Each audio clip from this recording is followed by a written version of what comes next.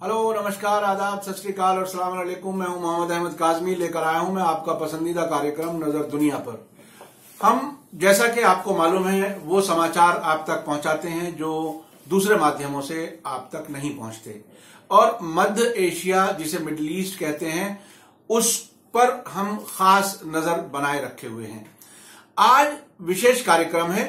अमेरिकी राष्ट्रपति Donald Trump के जरिए सीरिया से सेना वापसी की घोषणा के बाद सऊदी अरब इस मामले पर और अकेला पड़ गया है। सीरिया के राष्ट्रपति बशर अल असद ने इराक को सीरिया में दाइश के खिलाफ बमबारी की इजाजत दी है। उसे कहा है कि हर बार फॉर्मल स्वीकृति की जरूरत नहीं है, केवल बमबारी से पहले इराक उसे सूचना दे सकता है। अमेरिका, सऊदी अरब और इजराइल से संबंध रखने वाले जॉर्डन के सांसदों ने भी अपनी सरकार पर दबाव बढ़ाया है कि सीरिया के साथ संबंधों को पूरी तरह नॉर्मल किया जाए। उधर सऊदी अरब के नजदीकी रहे बहरीन के विदेश मंत्री ने भी कहा है कि सीरिया क्षेत्र की महत्वपूर्ण शक्ति है। बहरीन में अमेरिका की सैनिक फ्लीट मौजूद है और सऊदी अरब की सेना देश में विरोधियों को 2011 से कुचलने में सहायता देती रही है। उसके बाद भी वहां के विदेश मंत्री ने ये सीरिया के समर्थन में एक तरह से बयान दिया है। फिर भी जॉर्डन और बहरीन की तरफ से सीरिया का समर्थन महत्वपूर्ण है इस सब के बावजूद, जबकि जॉर्डन और बहरीन के साथ सऊदी अरब के बहुत नजदीकी ताल्लुकात हैं। चूंकि अमेरिका और इजराइल से भी इन देशों के बहुत नजदीकी ताल्लुक हैं, इसके बावजूद सीरिया के समर्थन में इन दो अरब देशों का जो वक्तव्य है वो बहुत ही महत्वपूर्ण है। उधर ईरान की सेना के प्रमुख मेजर जनरल मोहम्मद बाकरी ने कहा है कि क्षेत्र में अमेरिकी उपस्थिति असुरक्षा की भावना बनाए रखती है। जैसा मैंने पहले भी बताया है कि ईरान और इराक ऐसे घनिष्ठ संबंध विश्व भर में शायद ही किन्हीं दो देशों के बीच में हों। एक जमाना था जब अमेरिका और कनाडा के नजदीकी संबंधों और मित्रता का उदाहरण दिया जाता था। पिछले कुछ महीनों में डोनाल्ड ट्रंप और कनाडा के प्रधानमंत्री जस्टिन ट्रूडो के बीच आपसी मतभेद कई बार सामने आ चुके हैं। पिछले कुछ वर्षों में सीरिया और इराक में दाइश आतंकवादी ग्रुप को समाप्त करने में जिस तरह से ईरान ने दोनों देशों में सैनिक सलाहकार भेजकर सफाया किया है, उससे साफ था कि अब ईरान इराक और सीरिया के नजदीकी संबंधों को कोई खराब नहीं कर सकता। ये सब ऐसे समय में हुआ है जब सीरिया और इराक दोनों जगह अमेरिकी सेना भी मौजूद थी। दोनों जगह दावा किया जा रहा था कि अमेरिका दाइश आतंकियों के विरुद्ध कार्रवाई कर रहा है, जबकि दोनों देशों में उसकी उपस्थिति पर सवाल उठाए जा रहे थे। सीरिया में तो वो वहां की जो स्थानीय सरकार के का भी उसको आमंत्रण नहीं था और न ही संयुक्त राष्ट्र की तरफ से कोई समर्थन था कि अमेरिकी सेना वहां पर रहे। उसके बावजूद अमेरिकी सेना वहां पर मौजूद थी, जिसको अब डोनाल्ड ट्रंप ने वापसी की घोषणा की है।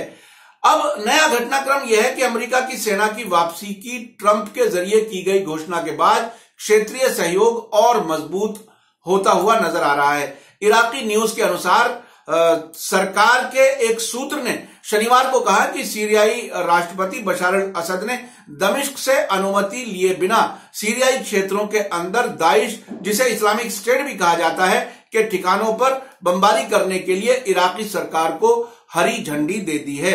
ये एक बहुत बड़ी बात है कि अपने देश में पड़ोसी देश को ये इजाजत दी है कि वो वहां पर बमबारी कर सकता है, चूंकि दोनों देशों की सरकारें आतंकवाद के खिलाफ मिल करके लड़ रही हैं। रूस के टीवी आरटी के अनुसार राष्ट्रपति असद के निर्देशों के तहत इराकी लड़ाकू विमान सीरियाई सरकार के अनुमोदन की प्रतीक्षा किए बिना सीरियाई क्षेत्रों और इस्लामिक स्टेट पर बमबारी के लिए प्रवेश कर सकेंगे। हालांकि असद ने यह स्पष्ट किया है कि सीरिया में दाइश के ठिकानों के विरुद्ध किसी भी हमले को शुरू करने से पहले इराक सरकार को सीरियाई पक्ष को इंफॉर्मेशन देनी चाहिए। यह एक तरह से फॉर्मल अंडरस्टैंडिंग है कि आपको हर बार हमसे परमिशन की जरूरत नहीं है, लेकिन हमें केवल आप इंफॉर्मेशन देंगे और आप अपनी कार्रवाई, जो फौजी कार्रवाई है लड़ाकू विमानों के जरिए आतंकवाद को समाप्त करने के लिए, वो आप कर सकते हैं। मैं आपको बता दूं, अभी पिछले दिनों इराक सीरिया बॉर्डर पर एक जगह है अल कायम, वहां पर अमेरिका ने 2 फौजी अड्डे पिछले 2 महीनों में बनाए हैं और पिछले दिनों जब डोनाल्ड ट्रंप खामोशी से सीक्रेटली 25 दिसंबर को बगदाद आए थे, तो उन्होंने अपनी सेना से कहा था कि अगर जरूरत पड़ी तो सीरिया में कार्रवाई यहां के इस बेस से की जाएगी। लेकिन अब खुद सीरिया और इराक के बीच में एक अंडरस्टैंडिंग सामने आई है कि इराक की सेना सीरिया के अंदर दाइश के ठिकानों पर लड़ाकू विमानों से हमले कर सकती है। ये एक बहुत ही इंपॉर्टेंट डेवलपमेंट है और असद ने यह स्पष्ट किया है कि सीरिया में दाइश के ठिकानों के विरुद्ध किसी भी हमले को शुरू करने से पहले इराक सरकार को उन्हें सूचना देनी होगी। उधर बहरीन के विदेश मंत्री शेख खालिद बिन अहमद अल खलीफा ने शनिवार को एक ट्वीट संदेश में सीरिया को मध्य पूर्व की राजनीति में एक प्रमुख खिलाड़ी के रूप में स्वीकार किया है। ये एक बहुत बड़ी बात है कि वो देश जिस पर सऊदी अरब बहुत से एहसान करता रहा है और वहां के जो विरोधी हैं उन्हें कुचलने में उसकी मदद करता रहा है, लेकिन अब बहरीन भी सऊदी अरब की मर्जी और उसकी प्रायोरिटी को निगलेक्ट करते हुए, उसको अनदेखा करते हुए अपने ताल्लुकात सीरिया से बेहतर करने के रास्ते पर चल रहा है। ये एक बहुत बड़ी बात है। और उसके बाद उन्होंने एक बड़ा खिलाड़ी सीरिया को मानते हुए उसके बाद कहा है कि बहरीन सरकार सीरिया के खिलाफ उसकी संप्रभुता और क्षेत्रीय अखंडता, यानी जो सॉवरेंटी है और इंटीग्रिटी है उस मुल्क की, उसकी रक्षा के लिए किसी भी हमले की स्थिति में सीरिया के समर्थन के लिए खड़ा हुआ है। ये बात बहरीन के विदेश मंत्री ने कही है। अल खलीफा ने अपने आधिकारिक ट्वीट पेज पर प्रकाशित एक पोस्ट में लिखा है कि सीरिया इस क्षेत्र का बहुत ही प्रमुख अरब देश है। बहरीन की आधिकारिक समाचार एजेंसी बीएनए के अनुसार विदेश मंत्री ने कहा कि हमने कठिन परिस्थितियों के बावजूद सीरिया से संबंध बनाए रखे और न ही कठिन परिस्थितियों के बावजूद सीरिया ने हमारा साथ छोड़ा। हम इसके क्षेत्र में स्थिरता बहाल करने के प्रयास के लिए खड़े हैं और हम सुरक्षा सुनिश्चित करने और अपने भाई राष्ट्र सीरिया को भाई राष्ट्र कहा है, ब्रदर नेशन कहा है, राष्ट्र की समृद्धि बहाल करने को सुनिश्चित करने के प्रयासों के समर्थक हैं। ये बहुत बड़ी बात है राजनीति में। जिस तरह से सऊदी अरब अपने आप को बहरीन और इन सारे जीसीसी कंट्रीज का एक तरह से अपने आप को बॉस समझता रहा है, अब उसका नेतृत्व खिसकता हुआ नजर आ रहा है। शुक्रवार को बहरीन के विदेश मंत्रालय ने एक वक्तव्य में घोषणा की थी कि उनके दमिश्क में मौजूद दूतावास में काम हो रहा है, जबकि सीरिया का बहरीन स्थित दूतावास अपना काम जिम्मेदारी से कर रहा है, जबकि दोनों देशों के बीच उड़ानें बिना किसी रुकावट के जारी हैं। ये जो जितने 2011 से और अब तक जिस तरह से वहां पर जंग जैसी स्थिति थी सीरिया के अंदर, लेकिन बहरीन ने अपनी परवाजें, अपनी उड़ानें जारी रखी दमिश्क के साथ। इसी बीच अरबी भाषा के ऑनलाइन अखबार रायल यौम ने खबर दी है कि जॉर्डन के विधायकों ने, जो यानी सांसदों ने, पार्लियामेंट के मेंबर्स ने अपनी सरकार से कहा है कि पड़ोसी देश सीरिया के साथ पूर्ण राजनयिक संबंधों को बहाल करें, क्योंकि राष्ट्रपति बशर अल असद के नेतृत्व वाली दमिश्क सरकार को अरब दुनिया में स्वीकार किया जा रहा है। ये एक बहुत बड़ी तब्दीली का संकेत है। सरकार के 2019 के बजट का अध्ययन करने के लिए रविवार को एक पार्लियामेंट्री मीटिंग के दौरान सांसदों ने जॉर्डन सीरिया संबंधों में सुधार के लिए विदेशी प्रायोजित यानी फॉरेन स्पॉन्सर्ड सीरियाई युद्ध से प्रभावित संबंधों को पहले के स्तर तक बहाल करने के लिए कहा है। उनका कहना है कि सामान्य संबंध दोनों देशों के लिए फायदेमंद है। सीरिया और जॉर्डन के बीच में यात्रियों का आना जाना, व्यापार और कई तरह का लेन देन बहुत अरसे से हिस्टोरिकली रहा है, क्योंकि वो पड़ोसी देश है। हाल ही में जमाल खाशोगी की हत्या के बाद अमेरिका के विदेश मंत्री माइक पोम्पियो की सऊदी अरब की यात्रा के दौरान सऊदी सरकार ने अमेरिका को एक बैंक ट्रांजैक्शन के जरिए $10 अरब अदा किए थे। ये एक बहुत ही महत्वपूर्ण घटना है और सरकारी तौर पर उस समय बताया गया था कि यह रकम सीरिया में अमेरिका की सेवा के लिए दी जाने वाली रकम का हिस्सा है। आपको मैं बता दूं, अब तक जॉर्डन और मिस्र केवल 2 अरब देश हैं जिनके साथ इजराइल का शांति समझौता है। जॉर्डन के सऊदी अरब, अमेरिका और इजराइल से नजदीकी संबंध हैं। इस घटना से लगता है कि अब जॉर्डन सऊदी अरब की सीरिया के बारे में नीति का समर्थन नहीं करता। सऊदी अरब और इजराइल के बीच डिप्लोमेटिक संबंध तो नहीं है, लेकिन आपसी सहयोग के बढ़ने की कई घटनाएं हाल के महीनों में सामने आई हैं। कुछ महीने पहले दिल्ली से इजराइल की राजधानी तेल अवीव के बीच उड़ानों को सऊदी अरब ने अपनी सीमा से गुजरने की इजाजत दी है, जिससे लगभग 2.5 घंटे की उड़ान का जो समय है वो कम हुआ है और दोनों देश और निकट आए हैं। इसी बीच एक और बड़ी घटना हुई है, वो है प्रेस टीवी जो ईरान का है, उसने एक रिपोर्ट दी है कि ईरान की सेना के प्रमुख कमांडर मोहम्मद बाकरी ने कहा है कि अमेरिका क्षेत्र में अपनी उपस्थिति से केवल फारस की खाड़ी में असुरक्षा को बढ़ावा दे रहा है। रविवार को दक्षिणी ईरानी बंदरगाह बंदर अब्बास में पत्रकारों से बात करते हुए उन्होंने कहा कि अमेरिकी राष्ट्रपति डोनाल्ड ट्रंप की सीरिया से सैनिकों को वापस लेने की योजना क्षेत्र में रक्षात्मक और सुरक्षा अभियानों के लिए कोई महत्व नहीं रखती।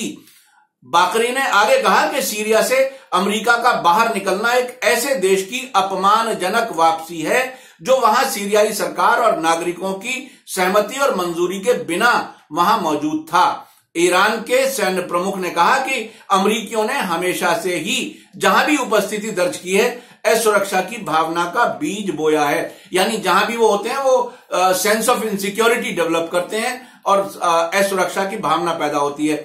उनके अनुसार सीरिया और क्षेत्र के अन्य हिस्सों से उनकी वापसी निश्चित रूप से सुरक्षा और शांति को बढ़ाएगी अगर वो वापस जाते हैं, क्योंकि अभी भी डाउटफुल है। उन्होंने घोषणा जरूर कर दी है, लेकिन बाद में एक और खबर ये आई थी कि डोनाल्ड ट्रंप ने तुर्की के राष्ट्रपति रजब तैयब एर्दोगान से फोन पर बात करने के बाद कहा था कि वापसी धीमी गति से होगी और आपसी तालमेल से होगी। आपको मैं याद दिला दूं, अब से पहले मीडिया स्टार वर्ल्ड के नजर दुनिया पर कार्यक्रम में बताया जा चुका है कि ट्रंप की सीरिया से सेना वापसी की घोषणा का अमेरिका के रक्षा मंत्रालय पेंटागन की ओर से विरोध हो रहा है। इस विरोध के बाद ट्रंप ने तुर्की के राष्ट्रपति से बात की थी, जिसका मैंने आपको अभी जिक्र किया। पत्रकार जमाल खाशोगी की सऊदी अरब के इस्तांबुल स्थित वाणिज्य दूतावास में की गई हत्या के बाद अरब देशों में सऊदी अरब की स्थिति बहुत बिगड़ी है।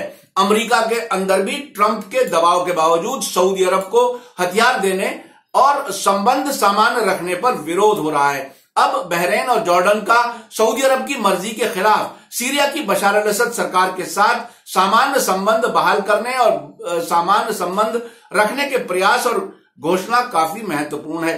उधर जून 2017 में जब सऊदी अरब, बहरीन, संयुक्त अरब इमारात और मिस्र ने कतर से संबंध समाप्त किए थे, उस समय सऊदी अरब ने सभी अरब देशों से अपील की थी कि कतर के साथ संबंध समाप्त कर लें, लेकिन ओमान और कुवैत दो ऐसे अरब देश थे जिन्होंने सऊदी अरब की एक नहीं सुनी।